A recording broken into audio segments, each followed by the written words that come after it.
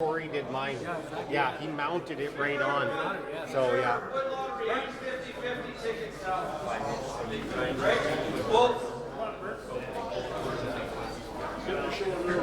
What did we win?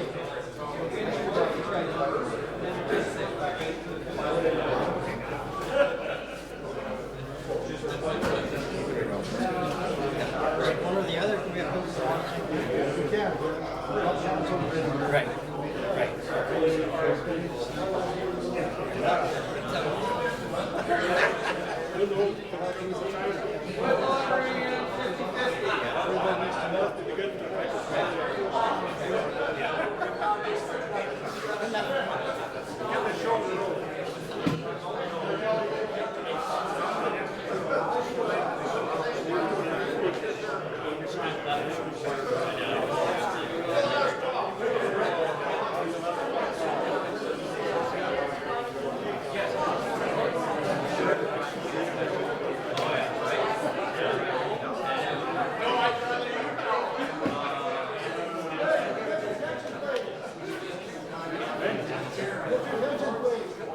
Tonight is the first climb that we're actually going to be doing. It's 50-50. So the tickets, according to our license, is $2 each or 3 for 5s.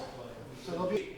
But I don't know if anybody can see the secret to that, but it's essentially hollow and they mate up. But anytime you're trying to do anything like that, the key thing that you need to do is take out any vibration and any chances of catches. So we're going to go over here and we'll actually take a look at the system. So after talking with Dave and showing him some of the other captive systems that are out in the market, this is what Dave come up with. As you guys can see here right at the back end of the tool, it's completely captured and it just basically spins on this axis, and then forward it essentially just goes back and forth. Quite simple, quite easy to use. Now, everybody knows that when we're starting a vessel, we're going to set up for thickness. Everybody liked my Lyle Jamison card. I didn't have time to make one. So how this works is we are going to just take our laser, we are going to adjust it to the front tip of the tool like so. This is going to show us where our tip is.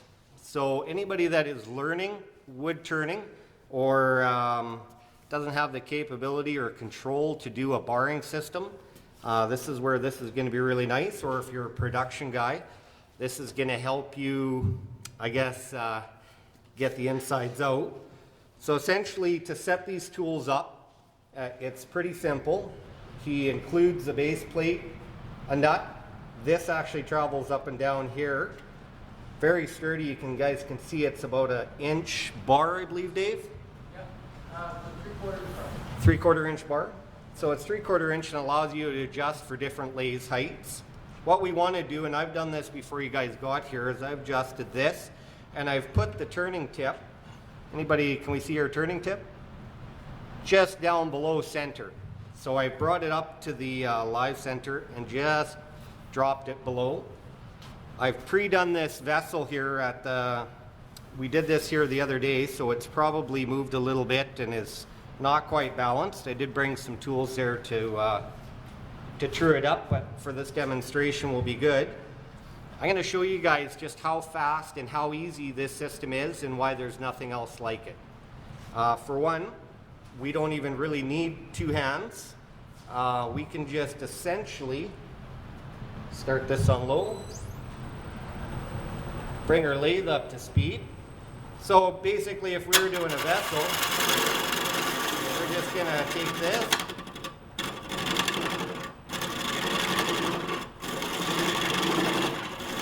and I don't know if you guys can see just how effortless this is, but it doesn't really take much effort at all. We're going to see how fast we can get in here.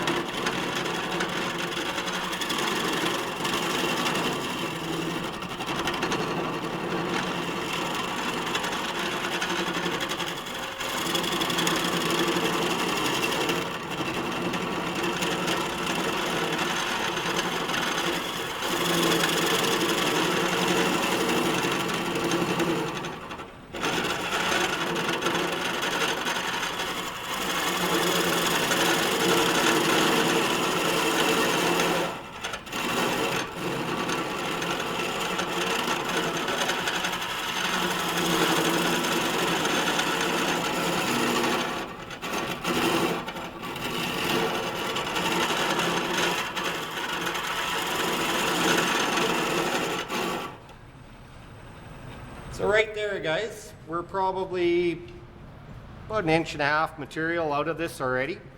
I don't know if you guys could see just how easy and effortless it is when you're hollowing these out, but what happens next, if we're trying to shoot for an ultra thin vessel, does everybody know how to set these up for your thickness on your sides? Few people here. It's the same as any other system, it's just a lot easier. So essentially what we'll do is once we've got a little material hollowed out inside here, and we're going to come back and we're going to actually do the thickness. On a vessel like this, I'll probably shoot for about a 1/16 thick, anywhere in there, sometimes a little less depending on the material to try and relieve all our stress. I'm just going to show you, and we're going to come down the edge and we'll show you how easy it is to turn it in, and then we'll invite you guys up if you'd like to try it.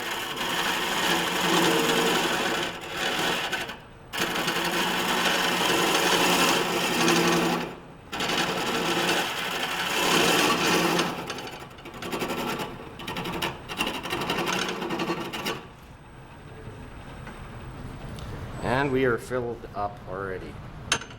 Don't suppose we have a blowgun here. Does anybody have any questions? What is the tip? This tip, it is 3/16 HSS steel, readily available at any shop. I think they're use it for machinists use it. For a little length of it, it costs about $5, I think, and you'll get about 5 tips out of that. Just to show you guys, I'll pass it around. I have multiple tips that I've made up myself. I'll give you guys these and you guys can take a look. They're very simple to sharpen, and you can see the different angles that I've got on them. We've got, I've personally made different tips for it, scrapers, all different kinds of different things. So while we're passing those around, I'm going to show you guys just how easy it is to actually get our thickness here.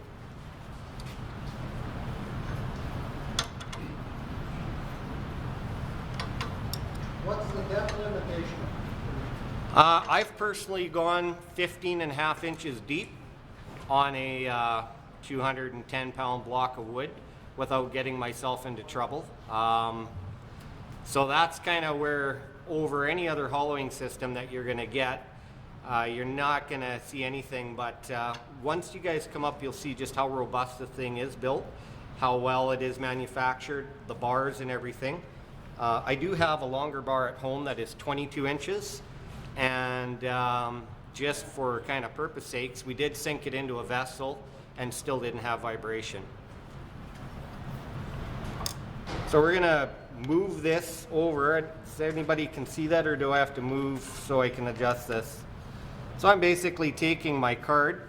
We're going to set my laser over to the thickness. What do I want to shoot for? About a 1/16? About a 1/16 thick. For you guys that have never used a hollowing system, how this works, I don't know, can anybody see this top laser?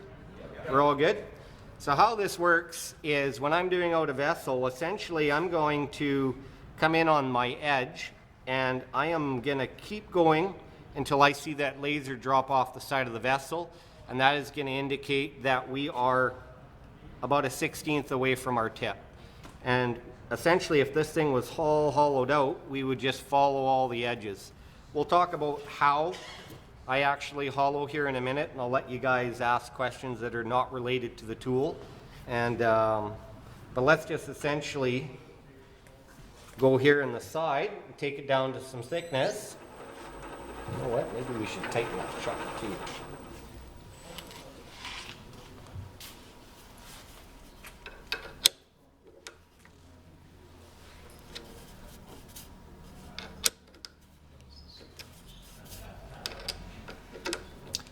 Another thing I can't stress enough is, because I have done quite a few lessons with children and everything, one thing that is really, really great about these is you're never in harm's way. I have had these come off my lathe, and essentially we all know where the danger zones are. Typically with this hollowing system, you're always back here. So you're never in the danger of, if you do get a catch and one of these guys come off, they pretty much just fall to the floor.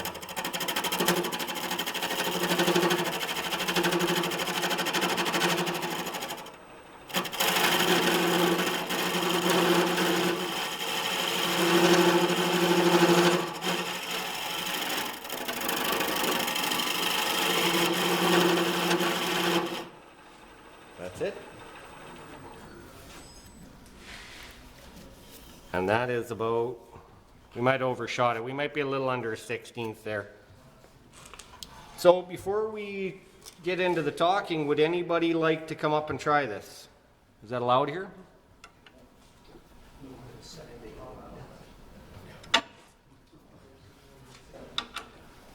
Are people allowed to come up and try this? Okay. I'm going to part this off and so we can start new.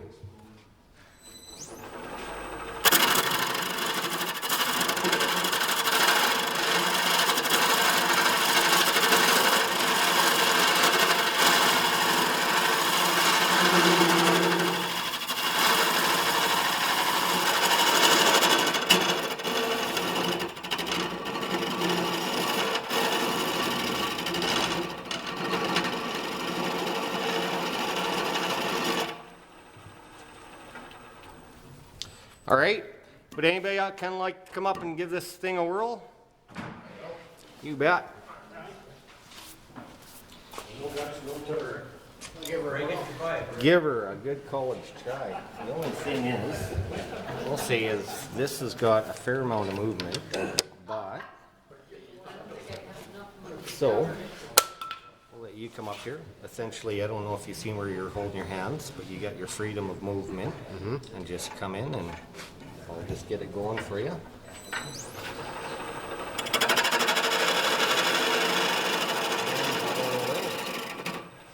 You start from the outside and work in, do you? You betcha. So everybody knows in hollowing system, one thing that you do never want to do is relieve too much of your vessel. I'm just gonna, you go ahead and try and then I'll show you guys a trick. Okay.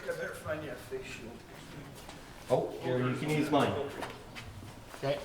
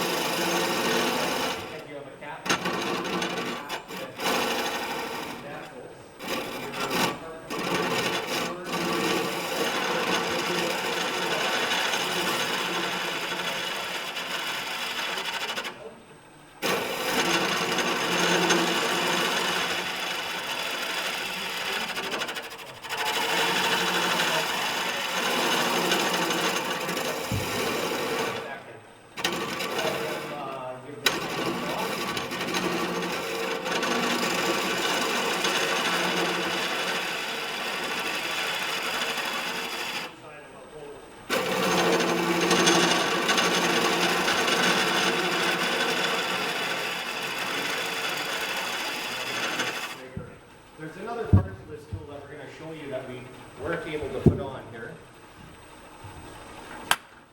That works pretty good. So Dave also makes these. Does anybody know what this is? Well, it'll stop you from doing that. But what I use this for, especially with me because I'm usually numb by this time at the hollowing stage, is once this tool is up and rested off this pin, I use this as a turn point. And essentially I'll just do this, and you tend to have a lot more control when you're registering off a pin, especially if you're coming in and you're doing that V-notch cut. Because what's really important when you guys when we are hollowing. I should have a pencil here.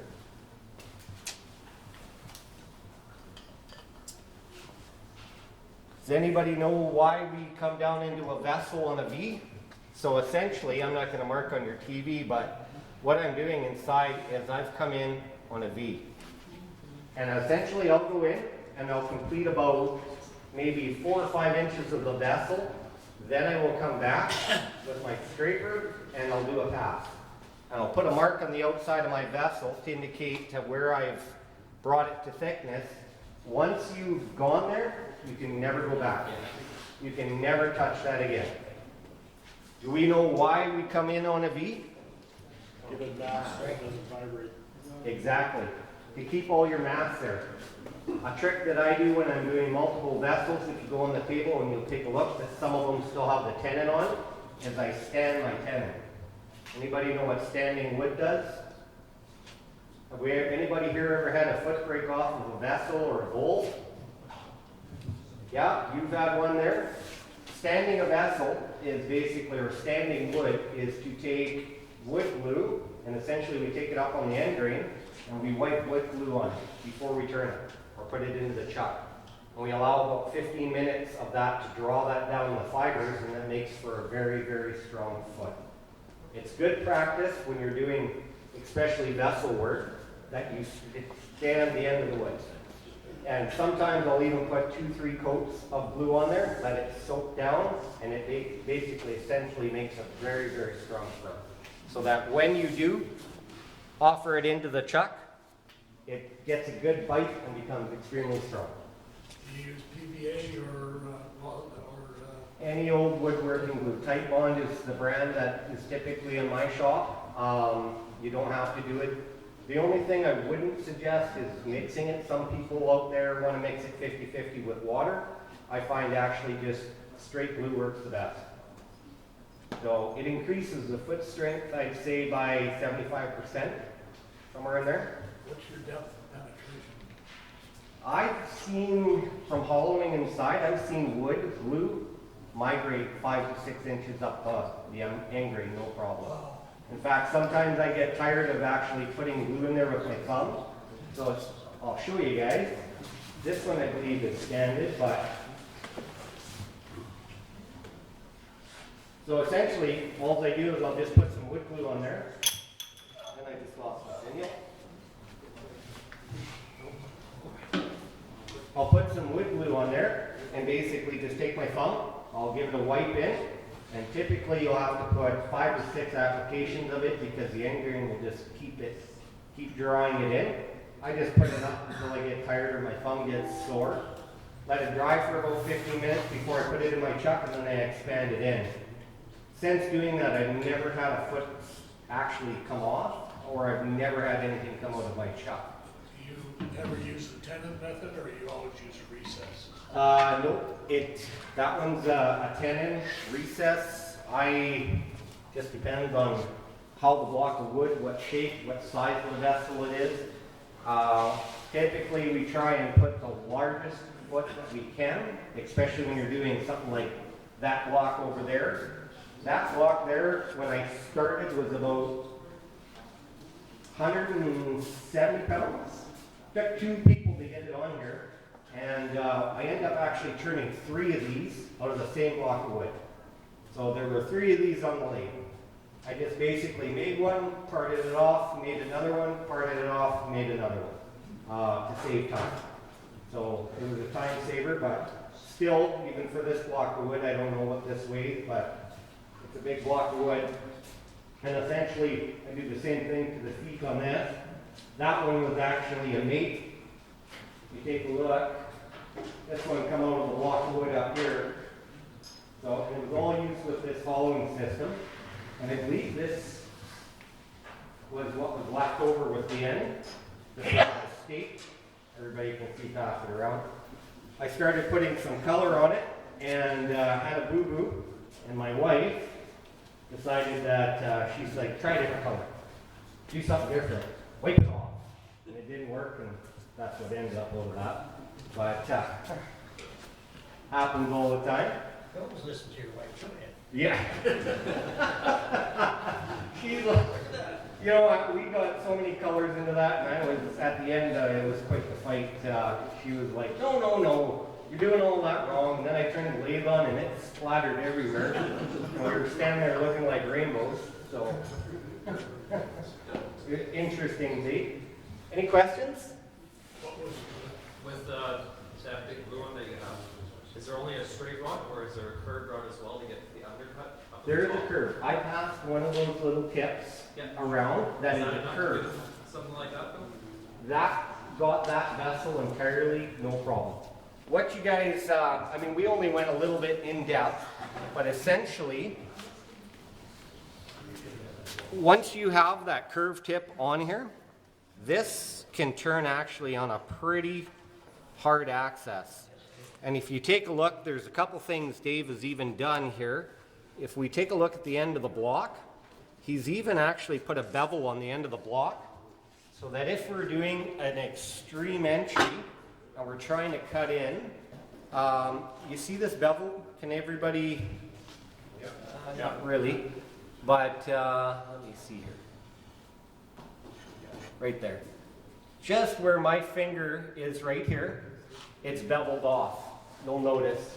That little bevel there is just in case you ever come over here and struck this end, it's not a hard edge to catch. It bounces off.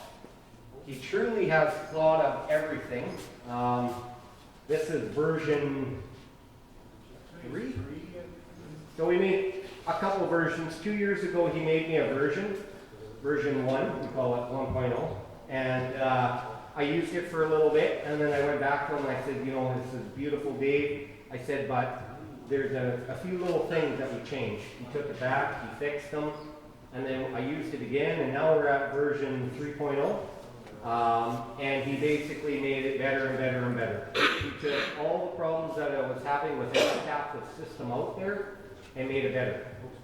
And the only reason I do that is because for me, it's a time factor, teaching, especially when you're teaching children. It's, you don't want them having something complicated or dangerous. I like to actually see younger and younger kids get up and try the lathe, and it's something that I can let them use and not worry about them hurting themselves, as well as experienced turners that want to push the limits of depth and try open vessels and do different things. It's quite, they're a neat tool to have in their arsenal for sure. Price point, we'll talk about this, and then we can, you guys can ask me, sorry? What type of speed do you turn at? Tip on like on something about that size? Well, I don't, you guys measure your woodwork? Like for your distance? So we all know that anything over 1,000 RPM does what? Comes airborne. What happens if it's under 1,000? Hits the floor. So typically if you're doing any large vessel work, I would strongly suggest staying under 1,000 RPM. I have done hundreds and hundreds of them, and if you take them up over 1,000 and they do come off, they're airborne. If you keep it under 1,000 RPM, they hit the floor. At the final stages on a vessel like this, because I mean you got to measure your vessels, and when you're starting, but something about this size, it's a little over, I'd say roughly 8 inches wide. So at 400 to 500 RPM, this is going to double. So this is actually turning about 800 RPM underneath, because it's always your outer edge that you have to. Just because the center of your lathe is turning at 400 RPM, if it is 4 inches out, does what? Doubles. So if a bowl is 10 inches around and you're spinning it at 1,000 RPM, how fast are those wings going? 2,000 RPM. That is why when a lot of people spin a bowl and once they stop their lathe, they have a beautiful round bowl, they stop it and then all of a sudden they get a football.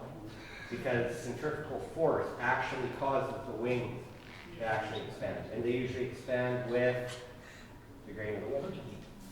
It's not actually RPM to change to feet per minute. Feet per minute. There you go, revolutions per minute, feet per minute. But typically a safe zone is anything over 8 inches, to answer your question, I don't exceed 1,000. The only time I'll actually get it up to 1,000 is to do that very, very final pass when you guys need that final nice cut inside or doing your outer. But essentially, once I go inside my vessels, my outside is completely done. So I will actually finish 3 or 4 at a time and then set my lathe up. I have 4 lathes, so essentially I have one of these systems set up on a lathe all the time, and that's all it's set up for. It's just doing my hollowing. So I'll have one side, I'll do my outers, and I'll stack them up beside the lathe, put it on towards the end of the night, crank on the tunes, and hollow out. Or find somebody to, do a class and make them hollow it out. Stuff like that. But, so real quickly, we're going back to this. I want to talk to you guys about price point. What Dave is making these for and what he's selling them for, value-wise, there's nothing else like it. You're not going to invest in a Lyle Jane or a Trent Bosch or a Carter and Son for the price of what he's building these for. And what's included once you guys ever decide to get one of these systems is you're going to get the backrest. There is a clamp that you guys see on there to slide it on your bedway. There is the actual tool itself, which is this. It's going to come with a laser holder. It's a laser is included into it. You'll see it wrapped up along the side, which plugs into a 110 volt outlet, which means no batteries. Because this one here chewed up about $900 in batteries in the first year I owned it. And it seemed like vibration killed those little laser pens faster than I could buy them. And he's going to give you a tip. What's extra, I believe, is if you wanted to purchase one of these, which I highly recommend you do, even though it's only for your hollowing system, we can use our toolbars and put it on there and register off them. But what's cool about this is, does anybody have hollowing bars here? Any of us? Do we have any Kelton hollowing bars? You bet. Carbide or whatever. They all fit into this. This is, he actually supplies you with the bushing. So he has 1/2 inch, 5/8 and 3/4. Anybody that really wants to go deep, you can get a 1 inch bar. As you guys can see the big bar on here if you want to do some really deep vessels. Typically the tool doesn't get any longer because it's completely captive. So there is no stress. There is no stress on the back side of it. So you're never ever going to gain any mass on the back end of it. This is one of the collars. I don't know, I'll pass this around. Essentially these go into the base of the tool here and then adapts to different bars. You guys can put any bar you want in it. I have some Kelton bars, some hollowing systems. I have some Mike Jakowski tools that got given to me. I'll put different bars in there. I've got, like I said, a few of these made up from Dave, and then the little carbide cutters, or the little cutters that I passed around that I use daily. And I always have a couple of them because I like to keep a few sharp and put a few in my back pocket and lose a few hundred in my shop, essentially. But I don't know what else I can tell you guys about this. Any questions about this? Right. What is the price? That gentleman there will take care of that for you. But Dave, you know what price? What's the price on the small one? The small one is, well, just tell you, there's a sale on tonight. For the small one here, small with the laser assembly and everything, it'll be $600. And the large ones? The large ones, right now, it's going to be $750.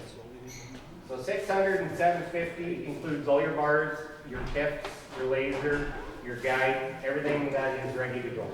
Like I said, when it comes to value, I believe, and I'm not here to sell it, I'm just here to demonstrate and teach woodworking. But I believe this system cost me $5.99 American, and then I had to buy the bars for it. I think a Carter and Son which isn't a complete captive system. I've used them, they can still rotate. They are in a guide, but they're not captive, so they're not on the same scale as this, because you can still have your entry in there and then have the bar crank down on you, and you can have nasty catches. They're not on the same ball field. But any other captive system on the market, Trent Bosch, you're going to be looking about 1100 with 2 bars or so for the hauling system. Mike Jakowski, he's a little bit more expensive. I believe One Way has a system out. I'm not sure the price point on there, but for what's all included, that's what comes with it. Any other questions? Are you local here in Alberta or? Yes, he is. And with this system, can you actually get a catch with that system? Yep. Oh, you can get a catch with anything. What happens when you do, because you're talking to a guy that mindlessly does it, and catches minute by minute because I'm not paying attention, they don't do a whole lot. Essentially, it'll make a little noise and vibrate, and it just kicks the bar out, which is why we sharpen on a negative rate. I can't stress that enough. If you guys are in a piece of catchy wood, walk over to your grinder, put a negative rake edge on it, and then you guys don't have to worry about ruining that expensive block of wood. We don't have to worry about catches so bad. The only downside to a negative rake is it dullens quicker, but essentially it becomes about 5 times safer to enter wood into. I'm just gonna hand around this straight wood scraper that I saw. Just so you guys can look at it. Yeah, Dave. That's the negative rate. So how much are you selling those scrapers that you made me for? As you sit right there, that's $30. So with the tool holder and everything and another scraper, $30. Like I said, Dave has made these very economical. I can't stress that enough. If you're like me and you've got the wood equipment, you all know how much of an investment tools can be. But Another thing too, is I do left hand and right hand scrapers, because some people like to turn the other side. you bet. You turn out the grain or A bigger bird? you try grain wood or? I do both. I have right now, just for example, at my studio, Lenny, how many blocks of wood do I have? About 800 or 900 blocks of wood that have been at my studio for anywhere from a year to 3 years. Some of it is seasoned. A lot of times when I wet turn, I will do a run of wet wood. And essentially I try and leave them about an inch and a half thick. I use the 1 to 10 rule. So that's 10% of the volume. So if it's 10 inches wide, I will leave an inch thick for drying purposes. Anything above there, about 1.5 inches, 3/4, because when it does work and cure, then I can sure it back up. But I do a mix of both. It all depends if I'm making an urn for somebody. They're usually needing it fairly quick. So I essentially would try and find something that has been seasoned in my collection for a while, depending if they want a burl or what they're looking for. As you can see, I do apparently weird coloring. That's her fault. Yeah, so she's went over my shoulder and I put that on, and then it dripped. And I think the best part was when I turned the lathe on to dry it. Oh no, it wasn't quite dry, and there we were sitting in rainbow bright. But any other questions? Are there any downsides to it? Like you talk about how good it is, but what is If I had a downside to it, is if I had to say anything that would be an inconvenience to it, is getting it on and off your lathe. If you are doing multiple and you only have that one lathe and you're basically setting it up, but once you go through the setup on it, it's not very hard to knock off. It's one bolt, and I don't know if you guys seen the back cap.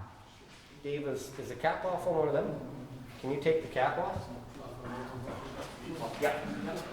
So essentially, to take this out of the tool, that cap comes off.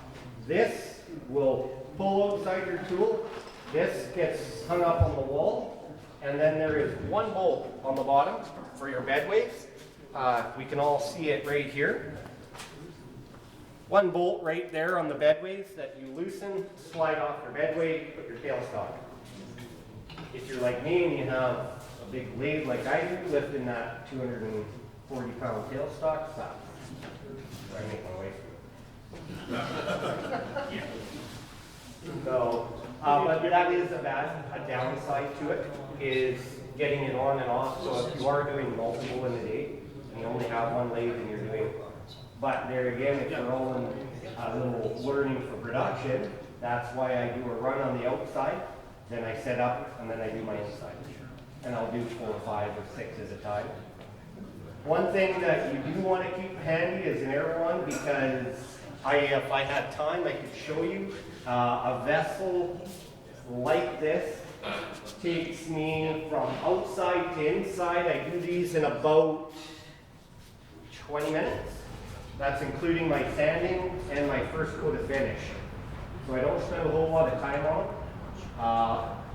And if they are an urn or an art piece or whatever, I don't get too crazy on the inside of them trying to get that perfect kind of a run on them, especially if they're an urn. Or if I'm making a finial top or something like that, because we put bladders in them and then we put Mr. and Mrs. or pets into them. So I don't spend a whole lot of time trying to get it in. What's more important is to get this even thickness so that this doesn't work down the road. That's more important than anything, especially in tall forms, and doing that is continuously keeping, if you wanted this a 1/4 inch thick, you want to try and make sure that this is a 1/4 inch all the way to your bottom. I leave a little extra weight on the bottom so that this thing wants to naturally stand, because we don't want a vessel that's rolly or tipped. We want something that's going to stay on the table, especially if we're going to put ashes in it. Last thing you want is something rolling off a fireplace or anything like that. Any other questions? You ever tried epoxy? What's that? Lots. Lots of epoxy. I don't know if you guys seen, I brought some that I put epoxy, I put turquoise in them, I've tried copper. I believe one of those actually has copper, and I use this hollowing system to trim up the copper. I spun aluminum with it. Could you do that bowl for me? Yep. Absolutely. So, I think the biggest bull I think I ever turned was 43 inches from my bedway, which turned out almost 8, just for giggles. Does anybody know Andrew Glazebrook? Yeah. Now, me and Andrew tried it just to see if we could. So. And we could, apparently. So, finish. What type of finish do I use, or what do I like? If I'm looking for, if everybody can see, like, for example, this finish on here, this is the only thing this needs to be done is polished down. I haven't actually polished this, but this is a polyurethane. So I've sprayed, I think, 4 coats of polyurethane on it. I sand it to 8,000 wet sanding, and then I take it over to my polishing machine with some Mizuno and buff it.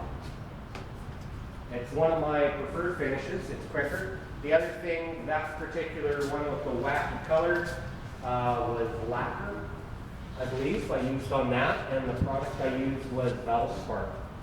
So typically when I'm in the polyurethanes, I use a water-based product, ultra clear, what they call a crystal clear, and I'll spray 4 or 5 coats on it.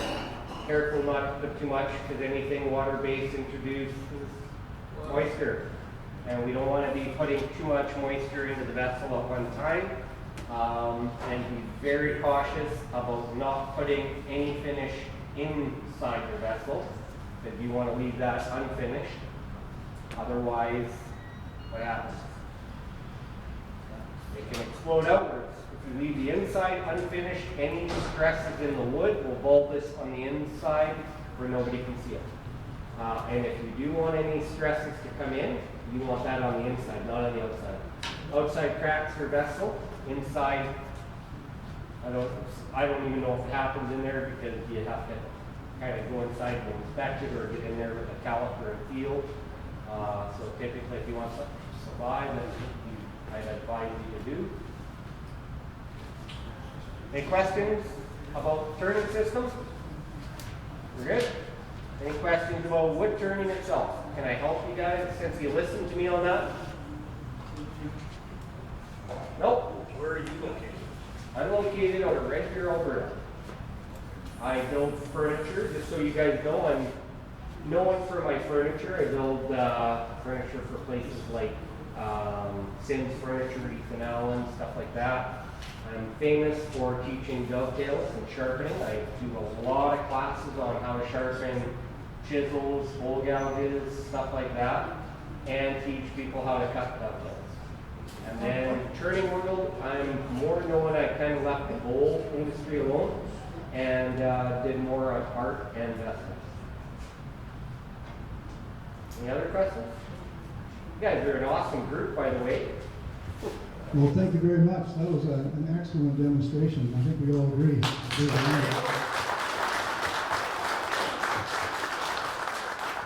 So that brings